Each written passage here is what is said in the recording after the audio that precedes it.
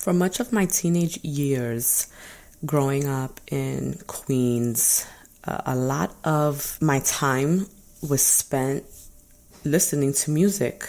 My sister and I would literally put ourselves to sleep with R&B slow jams. There were times where we would kind of lock ourselves in my room and just put our recorded songs off the radio that were on our little Maxell tapes and just sit there and listen, to some of our favorite songs.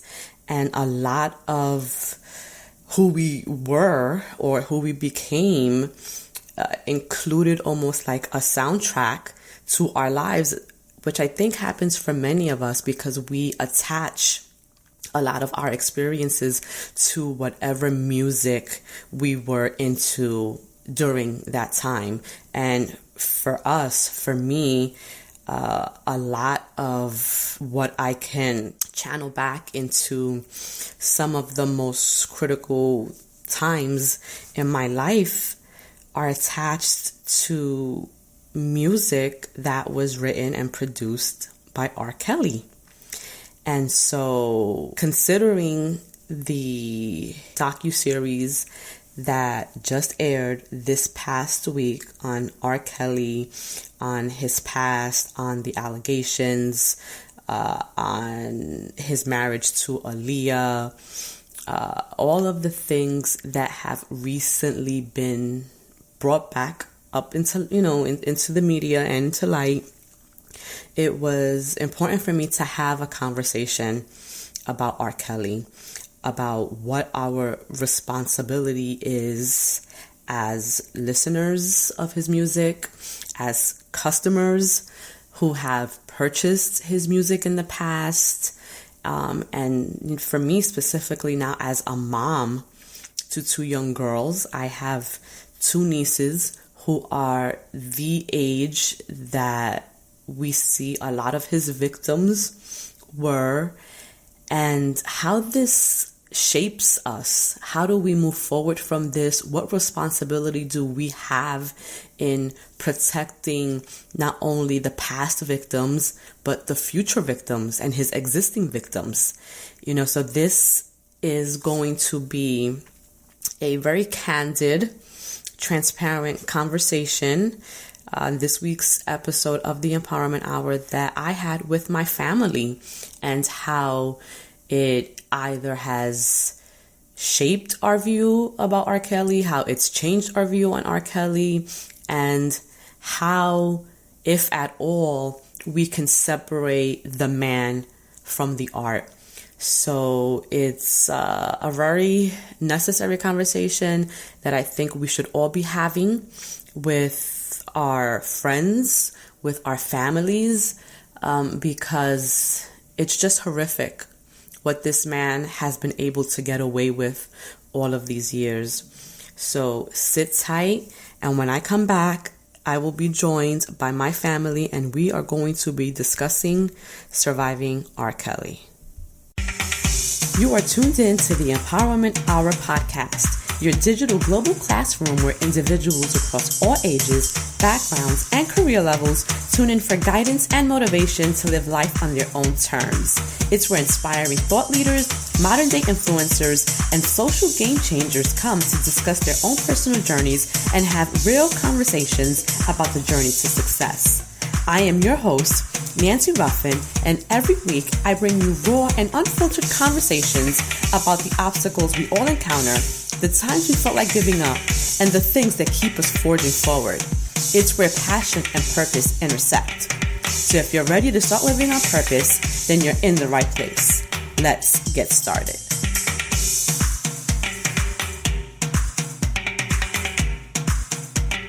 And we are back. Happy New Year, everyone. This is the first episode of the new year. And to kick off the year, we are going to talk about what everyone has been talking about for the past few days. And if you haven't, you've been hiding under a rock somewhere. And to join me in this conversation, I have everyone's favorite family, my own.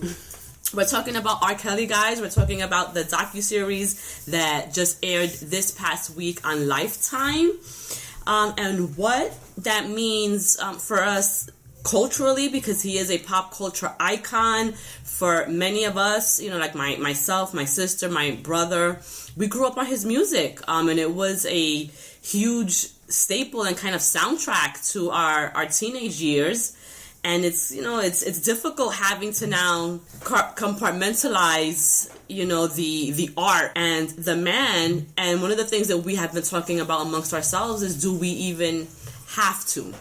So I think that's what we're going to open up the conversation with. But before we do that, just everyone say hello to the audience. Diana, say hi. Introduce yourself. Hi, everyone. It's me, your favorite sister, Diana. Chahani. Hey, what's up, everybody? Really? Rewind it. No. I'm kidding.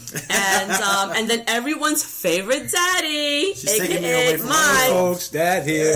Nancy's taking me away from my playoff games. So. Listen, these are some of the sacrifices that we do for our families and our loved ones. And you know what, Jahani? In order for you to claim the #1 fan and supporter title, you gotta put your money where your mouth is, buddy. Oh, all right. So let's get right into it. Can we separate his art, his music, from him, the man, when we now know that a lot of those songs that we were, two-stepping to and dancing and singing along to, were being sung to and about and for these little, minors, these underage girls. Diana, you started off.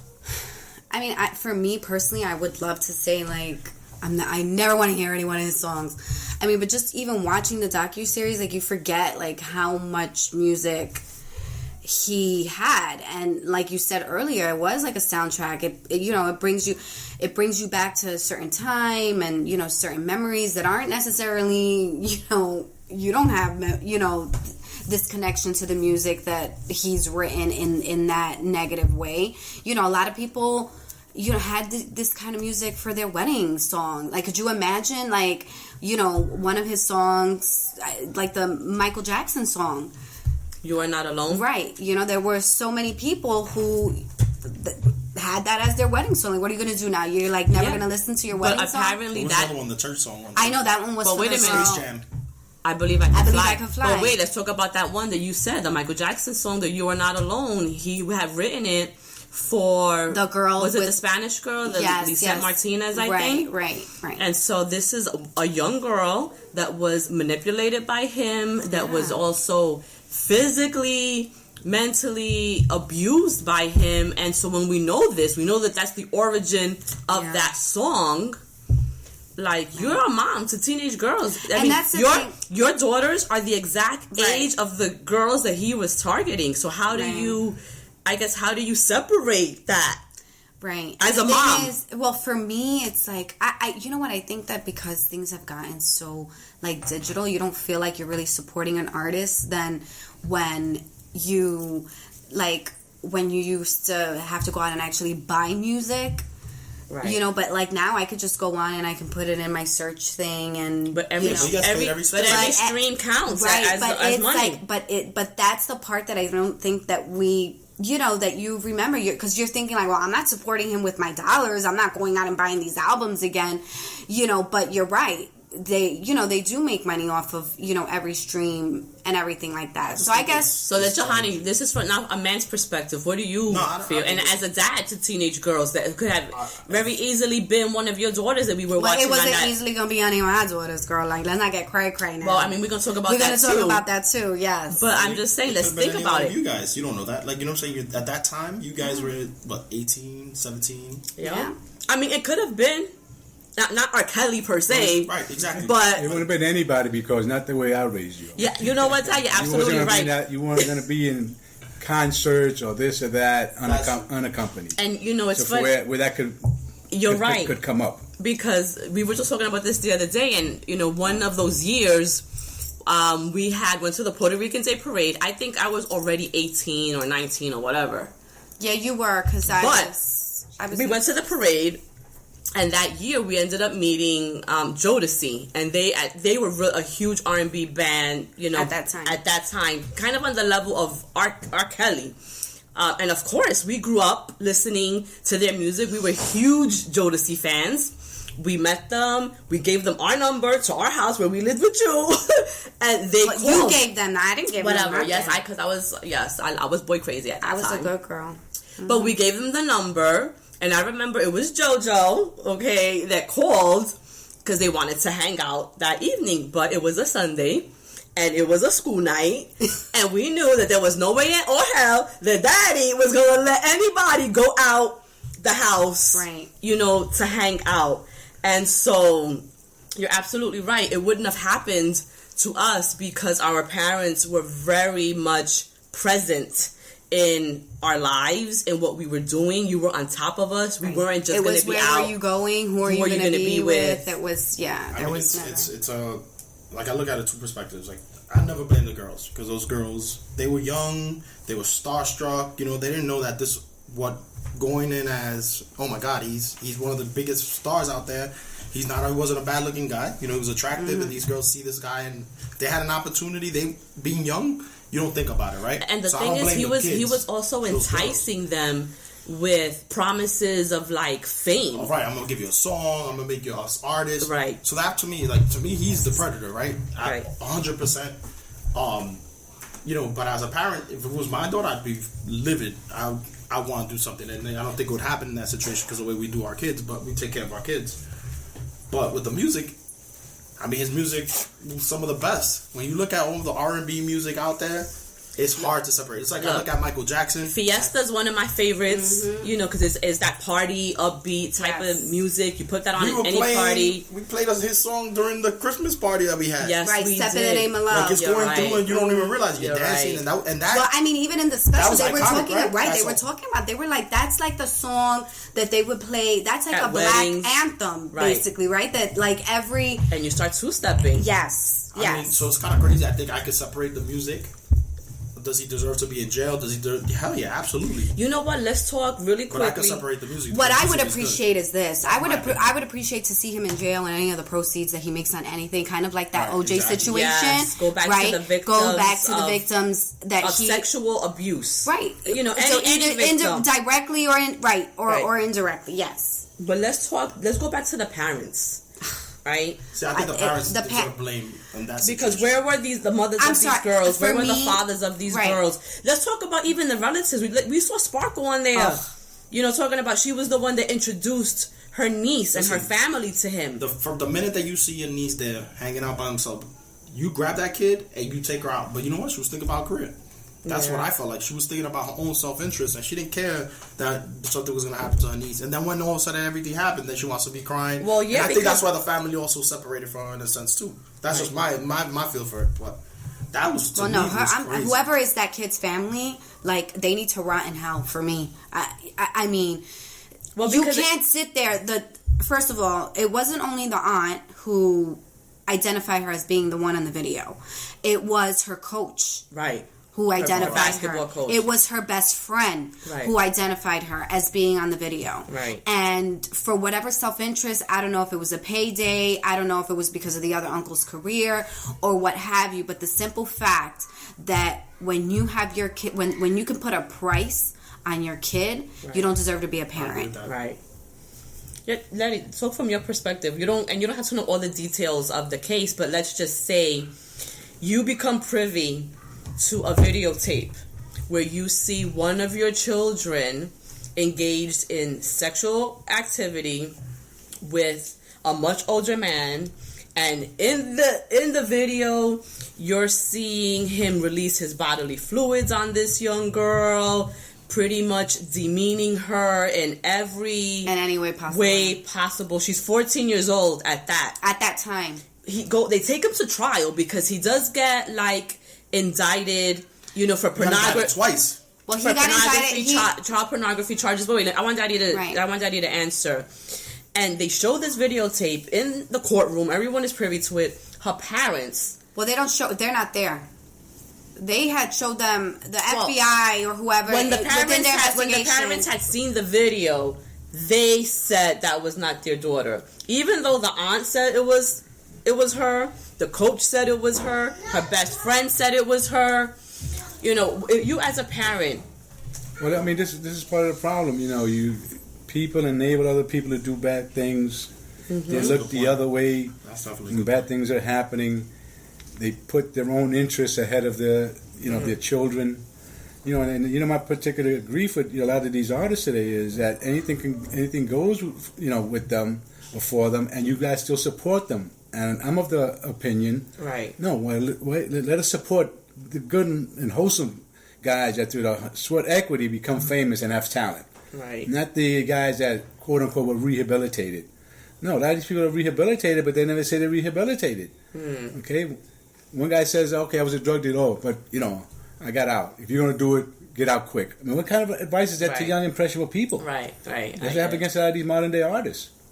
So we're enabling this to continue. No, this guy here, R. Kelly, nobody should buy his records ever. Again. Once you, I mean, if this for an example, let's say Hitler was singing, wonderful songs. Right. Would you go out there and buy his records just because the lyrics in the songs are good? Right. That is true. Okay. I mean, you don't support him. No, we didn't know the years you didn't know. Fine, know now. Believe me. There's 1,000 other singers out there you can listen to their music today without supporting him. And it's funny you say that because I read that very same thing. I was reading something, there's all these think pieces now that come out after people are kind of dissecting what they're seeing. And it's absolutely true. Like we put him on this pedestal when we forget that there were so many other great, song writers at that time doing just as great music as he was. They were not involved in this mess and these types of criminal actions. But Daddy, kind of touched upon something really important about how we enable these artists. And I think one thing that really stuck out in my mind, I was watching the docu-series, is like all these people that are saying that they were there and they saw him and that they knew. And it's like and career and no one said nothing back then, but now everyone wants to come out, and say, oh yeah, and it was horrible and all of these things that he did. And it's like, I do feel bad for the victims, and I think they have to have their time in place to be able to say what they're saying now, which for me is right that they've come out. But the producers that were along with him, the record companies that were along with him, they knew what was going on. Listen. Well, that was a big thing that they talked about, and it's still happening right now. That he was making so much money that they didn't want to mess it up for these, record companies, that they were like, well, how much, okay, well, did you hear about all this and this and that? Well, okay, well, how much records, like, how much is he bringing in? So let me ask you guys this. I want to play devil's advocate here a little bit, because this is something that has been out in the media, and, we bring race into it because I think you have to sometimes. And what I've been hearing is that had these been, young white girls, in those positions, R. Kelly's still the same predator that he is, that there would have been different outcomes. To be honest, I think it all depends on the family. And, it could be, a white girl from a family that's, not educated, that's living, in the inner city or whatever the case may be, and you might still have the same outcome. I don't always think it's race. I think it's like socioeconomics, like where you are, and because I don't take any blame away from R. Kelly. I think he's just a despicable, poor excuse for a human being, but I put a lot of it on the parents. But do you think that the public outcry would have been different had it been, white girls? You know what I'm saying? Right. Like the way the media portrays things when it's a white young girl, when it's a black, and it might not be. I want to play devil's advocate. I want to talk both perspectives. And Daddy, I want to get your feedback, because you don't like to talk about race. You always say that. Why does it have to be a race thing? But not only that, but I mean, really, if you think about, but Bill Cosby got.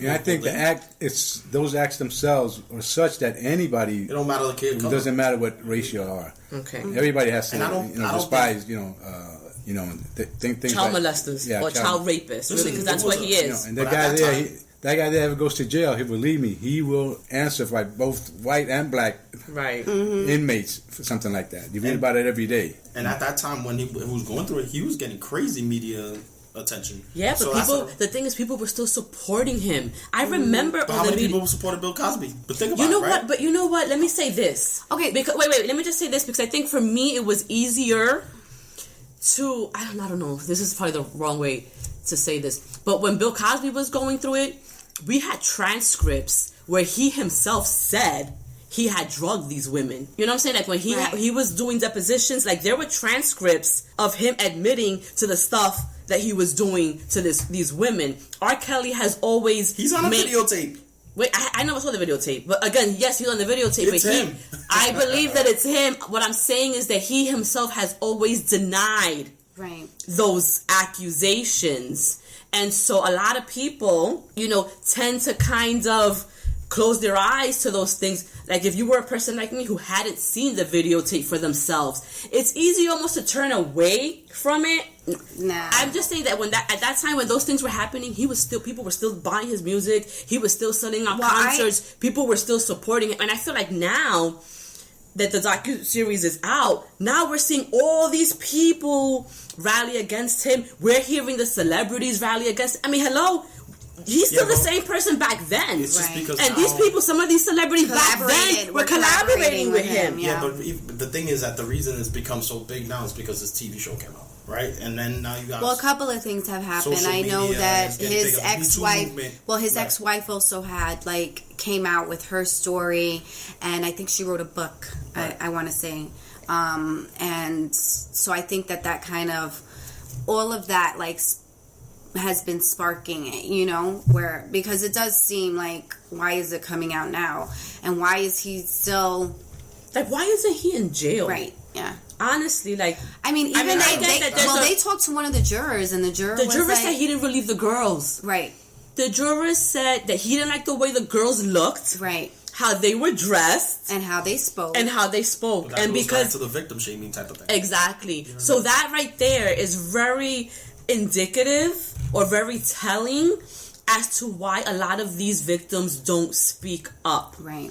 Because it sets this idea that in order to be abused and in order to be believed, you have to fit some kind of profile. Right. Where if you come from an underserved community, maybe you're not the most educated, maybe you don't present yourself in the best light, that if you say you were abused and attacked, you're not to be believed, or that if you were, you deserved it. Right.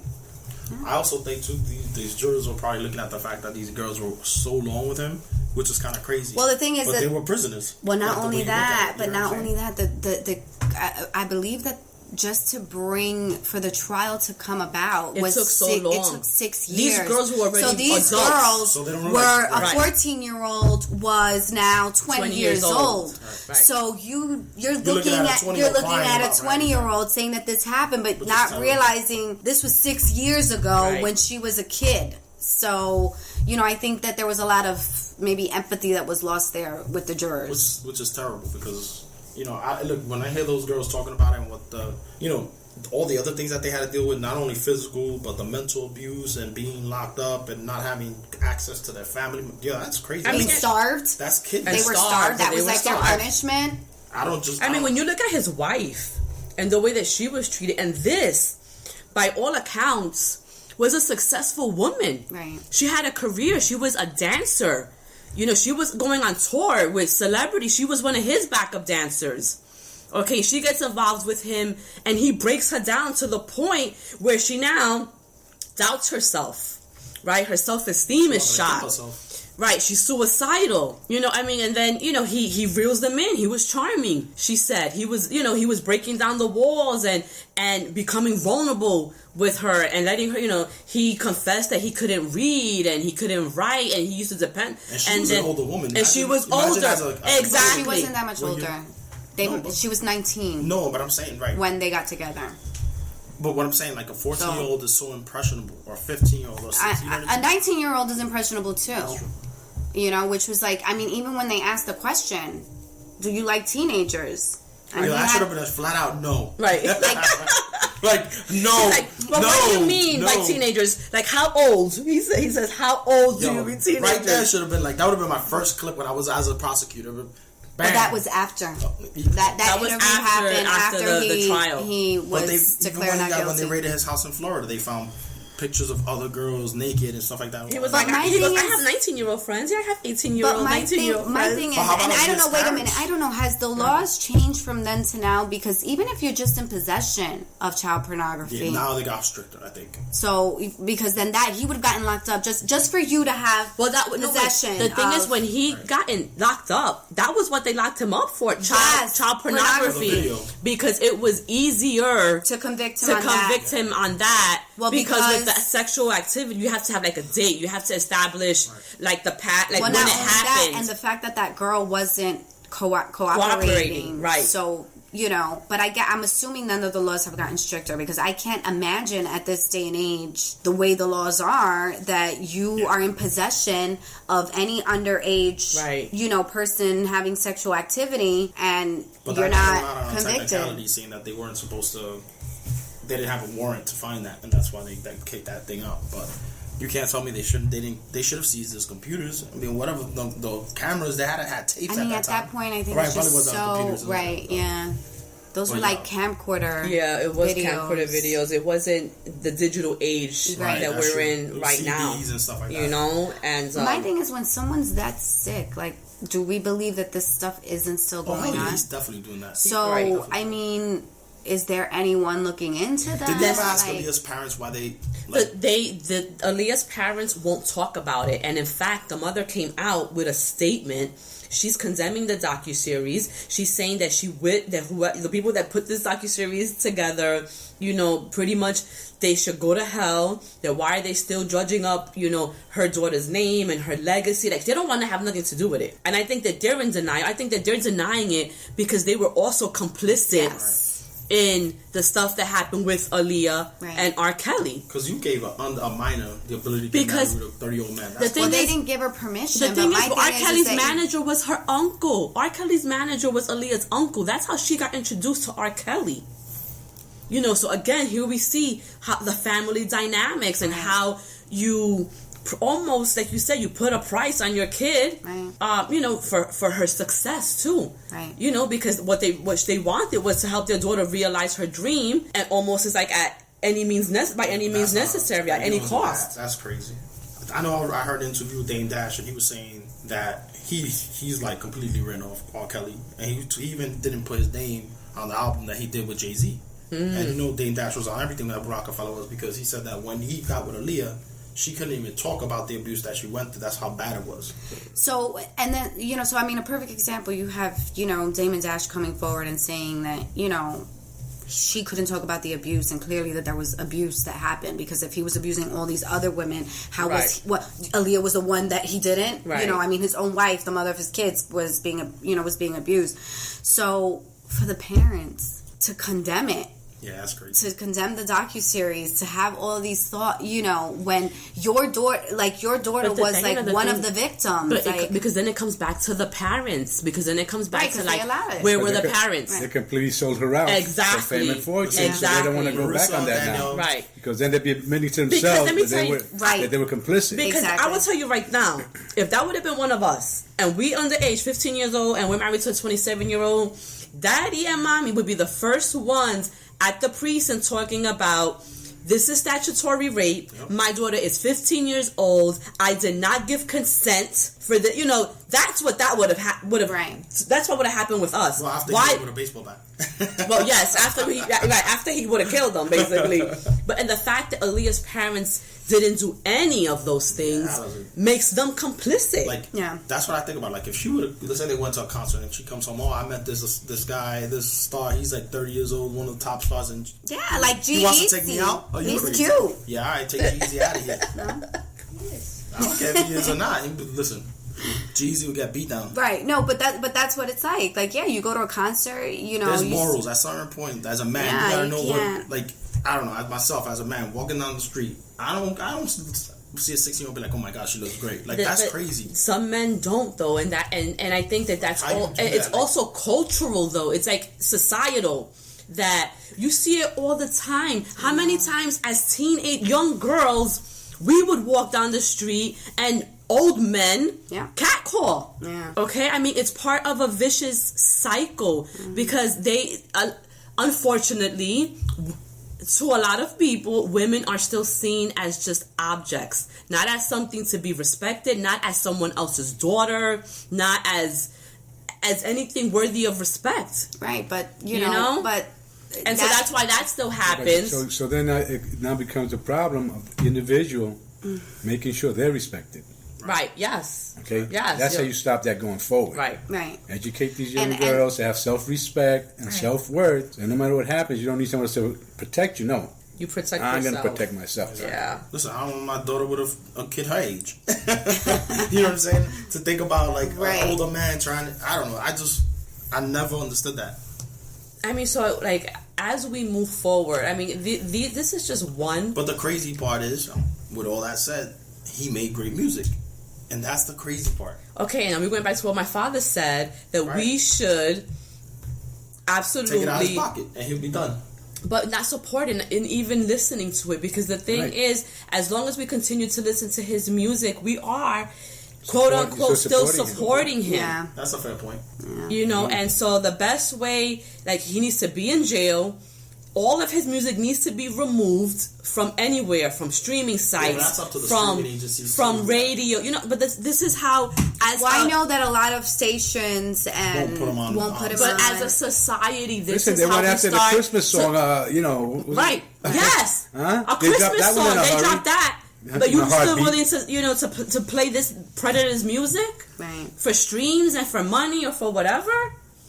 Like, at what point do we, as the listeners, right, as the fans, enable him if we're still listening to his music? Because then what that's doing is encouraging him to go make more music, because he knows no matter what, there's going to be someone out there listening to what he has to say. So we have to be the ones that say, we're not going to support you, we're not going to listen to your music anymore, knowing what we know now. Maybe we didn't know it back then, but we can't continue to ignore this, because then we too are complicit in supporting this predator. It also takes away a lot of TV shows. I mean, can we talk? I mean, that's the crazy part. How much of this has gone rampant, right? You think about what you see with this new movement, with the Me Too movement. It's brought us out of Hollywood. Everywhere. It's brought us out of the workplace. It's brought us out of music, politics. Like, it's crazy. Everywhere you go, it's really enhanced what's going on in society with this kind of stuff. I mean, it's a hard one. It's crazy. I mean, you know. And I know that we talked about it, and you see that there are people that, you know, are shaming the girls, are defending him, even still to today. After, I don't know, how do you watch that? And, you know, you can even fix your lips to defend him. But, you know, there are also people that are empathizing with him because he was abused. Right. That's true. You know, so it's a cycle. Two wrongs don't make a right. Right. That's crazy. It is crazy. I mean, because at some point you also have to be responsible for your own healing. Yeah. Right? So if you were someone who was abused, and you're someone who understands that you have these desires, right, and you know that it's wrong, you have to. According to his brother, it's not. Oh my girl, that was just his preference. I like older women. That was insane. But as he is doing that interview incarcerated as an inmate in a jail, okay? I mean, hello. That's the crazy part. That's when you can see how twisted that whole family. Yeah, because then the younger brother says that he was also abused, right? And that when he told, I guess, R. Kelly was like, "No, that didn't happen to you." So the brother felt, well, if my brother doesn't believe me, then no one's going to believe me. So a family member, the same family member that R. Kelly later on came out and said was abusing him, had abused his younger brother. But that's the crazy part. You got abused, and then you're gonna go forward and abuse somebody else. Like, that's kind of crazy. Like, well, that's a psychological. You think that cycle will just break after going through what you go through? But the thing is, there are plenty of people who get abused, who don't then become abusers. Well, because I think that everybody deals with grief and abuse and things like that in different ways, and it manifests differently. Whereas, like, it's with anything, right? Like, if you grow up and your mom's an addict, you either go one or two ways. Either you never use drugs and never touch drugs because you've seen it and you've seen what happens, or you fall into that trap, that cycle of addiction. Right. So I just think it's that same, thing with people who are abused. Right. I don't know. I mean, there's a lot to unpack here. There's a lot that we can talk about, but you know, we talk about these things all the time amongst ourselves. This is a really hot topic right now, and I think that, you know, as someone like myself who is in the media and the public eye, I'm always really vocal about, you know, my opinions and my views when it comes to things that I think, you know, are important. And I think that this was something important enough to talk about, not only because it's R. Kelly, you know, but because of the fact that it's sexual abuse, you know, with minors. And so every person should be held to the same standard, whether you're Joe Schmo or whether you're one of the biggest names in entertainment. And I think that what we've seen with R. Kelly is that he's almost been able to, like we were saying before, he's like the Teflon Don. No matter how many, you know, accusations come against him with the same type of stuff, he manages to skate right through it, clean, untouched. I just don't even know how he's still alive. Yeah. That one of the fathers or uncles of have not snapped and said, like, enough is enough. Right. Because I cannot imagine that being one of my daughters and just letting him continue with his everyday life. Right. Which is why, like, I have to put a lot of the blame, if we want to call it that, but like on these families that, you know, for whatever reason did not hold him accountable for what they were doing to their young kids. We don't know that who knows, some of these people, you see his brother where he's at, you don't know, some of these people that didn't come out, maybe their parents got threatened, whether it was I think part of it is, you know, statute of limitations in a lot of these cases, right? So long ago. They knew it happened. Well, the thing is, too, is that a lot of them were 17-year-olds, which is something we were just talking about prior to starting the podcast, that, you know, in a lot of these states, the age of consent is as young as 16. Right. So, you know, at what point don't we change the laws? To say, like, okay, one thing is, if I've got two 16-year-old kids and they're doing the do, you know, age of consent, like, what am I going to do? Like, this is what happens. But when you have a 27-year-old man with a 16-year-old girl, I mean, are they really capable of giving consent to someone who could, you know, manipulate them? But isn't it typically, like, the age of consent is like if it's a 17-year-old and a 19-year-old? Like, that's something. No, the age of consent is the age of consent. It doesn't matter how old the other person is. It just matters differentiated that way, right? Not by age class like that. Well, I don't know, because then, I mean, statutory rape is below 16. Is it below? Okay. It is. It's below. No, I think every state. You can be a 17-year-old, let's say a 15-year-old, and be charged with statutory rape. Right. Yes, you're right. Yeah. But you know what's funny? Because I know the parents that were complicit, the ones that were like, oh, well, they knew about it and they didn't say anything. I get that. Like, they deserve it, but there's still, you don't know. There may be parents that got threatened, you know. Look, let me tell you something. I don't care who threatens me. You could threaten me. There's no way I am not. That's the difference. To be honest, I don't think it's more threatened. I think it's more like, here's this check. You know, it's like more, here's this check. You know, it's probably more money than these people had ever imagined receiving. Okay, and it's in the past. Right. What's to do now? Exactly. So, and that's it. Age of consent in Illinois is 17. Yeah, most states are 17. So it's crazy. There are some southern states which I think is a little low. Yes, that is true. Those Republican states. Now. No politics. No politics on this conversation. But yeah, there's some states age of consent is 16. Wow.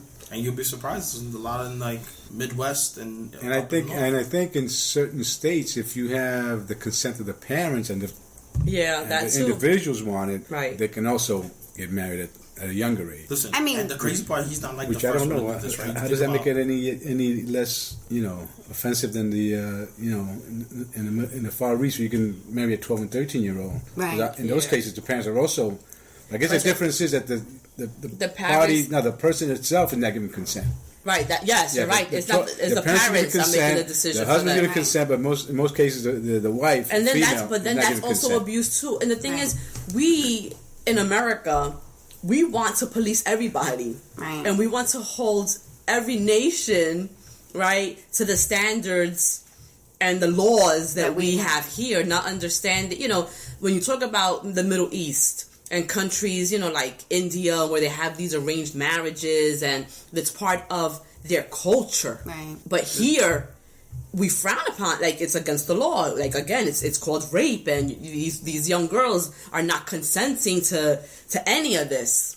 Crazy. It says it here. I don't know if this was the law at the time. It was so basically, if you were under 17, the consent age is 17. But if the person's in a position of authority or trust over the victim, the age goes up to 18.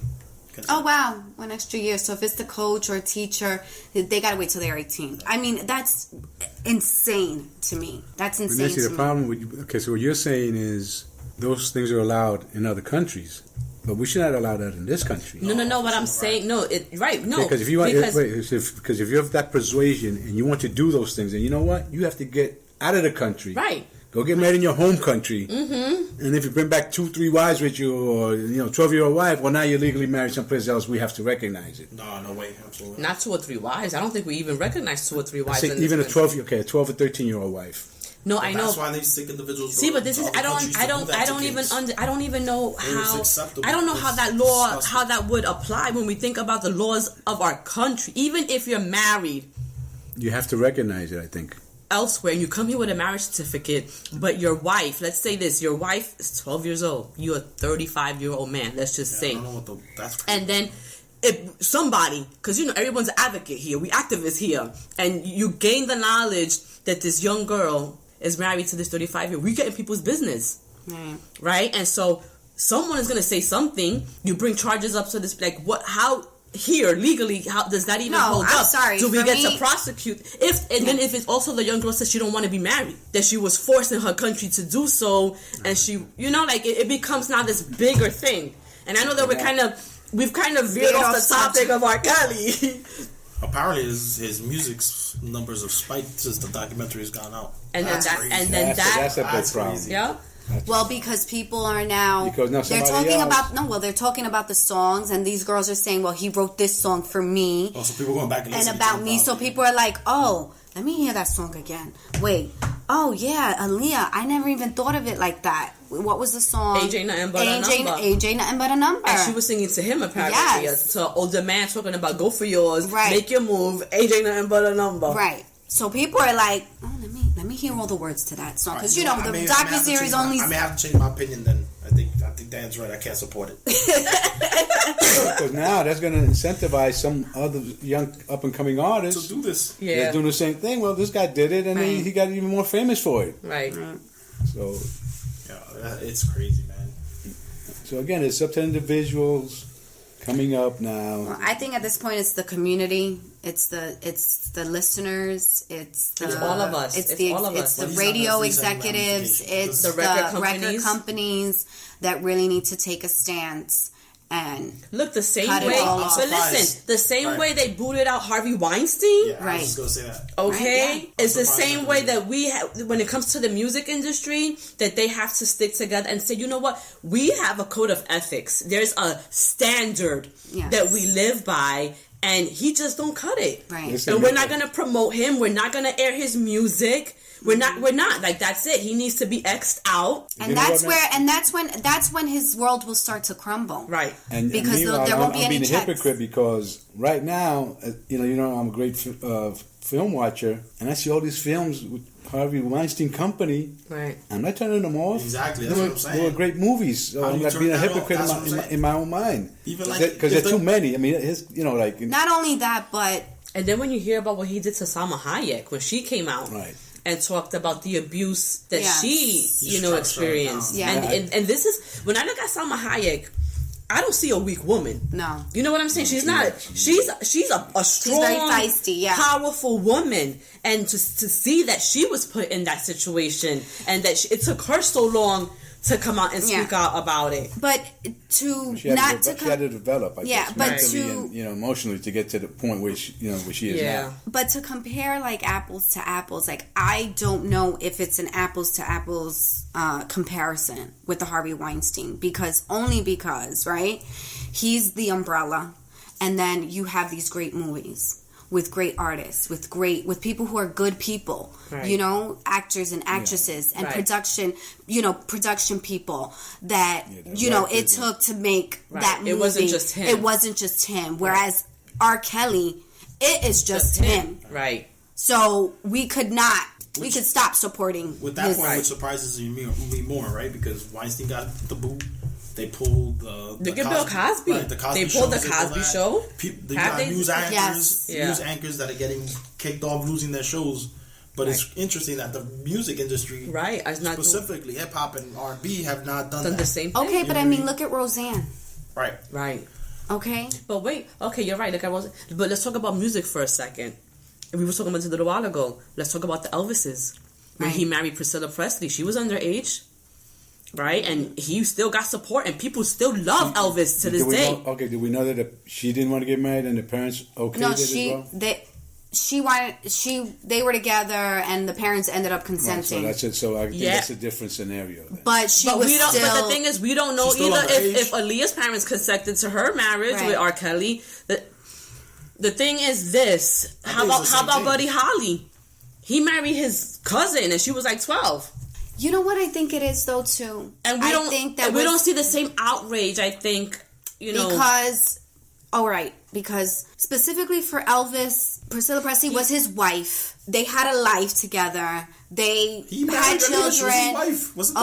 But there was the aspect of abuse on top of the abuse. I don't know. Still, he married an underage girl. That's why I look at it. Yeah. Okay, so my thing is this: had he married Aaliyah, and they were still together today, would anybody be... So they wouldn't be together. Obviously, Nancy, but I'm saying for all intents purposes, if they were still together today, had a family, would anybody have anything to say about it? I don't know. I don't think so. Yeah, I guess I don't think so. It's because his history. It is because he's a serial child rapist, molester, whatever you want to call it. This wasn't, I fell in love, because sometimes this is what happens, right? You know, for whatever reason, these two people fell in love, the age difference is there, you know, whatever the case may be, they get consent from the family, they go on, they live a happy life together.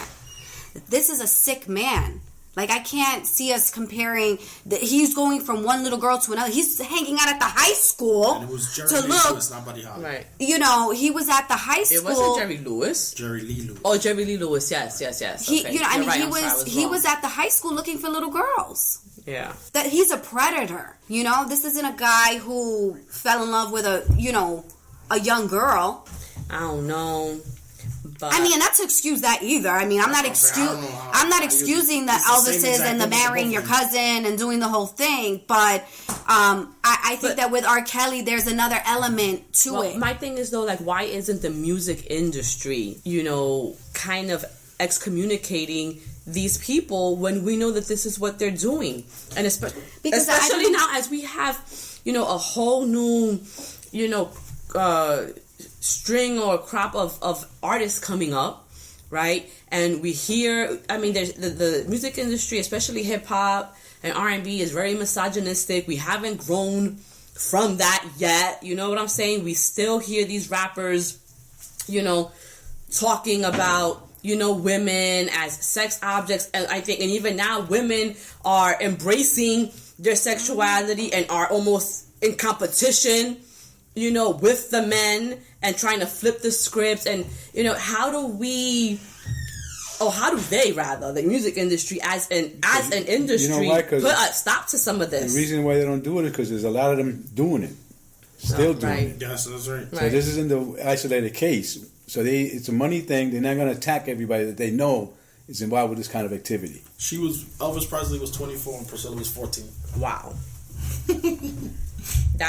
That is just like R. Kelly and Aaliyah. He was 27, she was 15. How can you marry a 14-year-old? 14? Anybody? When they met, I was 14. I think she was like 15 or 16. Well, anybody that falls in love with a 14-year-old, to me, you're sick. You're sick. What could you possibly have in common with a 14-year-old and you're a 24-year-old man? Oh, okay, so they said something about him meeting her, and then she was... I think he met her at 14, right. But then they would write, in one of the movies. But I don't care. What do you have in common with a 14-year-old? My niece is 15 and I have nothing in common with her. That's with crazy. with a 40-year-old. Well, I guess I'm old. Yeah. So you met her when she was 14, and But then still. it was older that they got together. But wow, that's crazy. I don't know. That's still crazy. I don't care. Any She was person. mature for her age. 14. How mature could you possibly be at 14? I don't know. I was very mature. Is that a shit case? Okay, whatever. What? I don't know. Any last thoughts you guys want to add to this conversation before we kind of wrap it up? Because we can really talk about this. The crazy part about it is going to be when 3-4 months from now, he's going to be all dead, and he's still going to be in the same position that he's at. Yeah. Probably doing the same thing over and over again, which is crazy. Well, I actually missed yesterday the third part, and I'm going to watch it tonight. But apparently there are a bunch of missing girls. I don't know if they're really missing. They know where they are. They know They're where with they him, are, right. But he's holding them like hostage, basically. away from their families. With I think in one of the previews, and I wish I would have watched it because I would have liked to kind of have the whole information. all the information. But in the previews that I was seeing, like, there was a mother that was like, stay away from my daughter. You know, she's like determined to get her daughter out. And I think when she sees the daughter's like, no, I'm not going. Yeah, because she's also old enough. Right. Where the mother can't bring cops and say, get my daughter out. Right. But you could bring your uncle and somebody could put a bat to R. Kelly's head. That's what you could do. But no, we don't want to promote any violence. We don't promote violence. But I feel you, yeah, you kind of do whatever you have to. What you over there silently making sounds about, Lamar? So I don't know, did you have any last thoughts? No, the bottom line is a despicable person. You should not ever support them. I don't believe supporting these people even in the outset when I know that they have some kind of negative, activity in their backgrounds. That also includes the president. We said... Joking, he said, I was just setting him up. No, but well said, Dad. We said no politic talk. You actually changed my opinion on how I was feeling about the music, and I think he's right. I agree with that. So with that said, we will end this episode of the Empowerment Hour podcast. I want to thank my family for joining me on this, the first episode of the year. It's always great when I have them on. I know you guys really enjoy the conversation and the dynamic, and I appreciate everyone's point of view.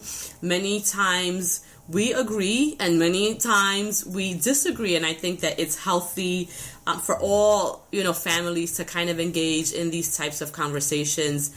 For if nothing else, it helps you to see a different perspective. So thank you guys for tuning in. I would love to hear your feedback. So if you enjoyed this episode, make sure to leave me a rating, a review, DM me your comments. And until next time, mi gente, go out there and crush those goals.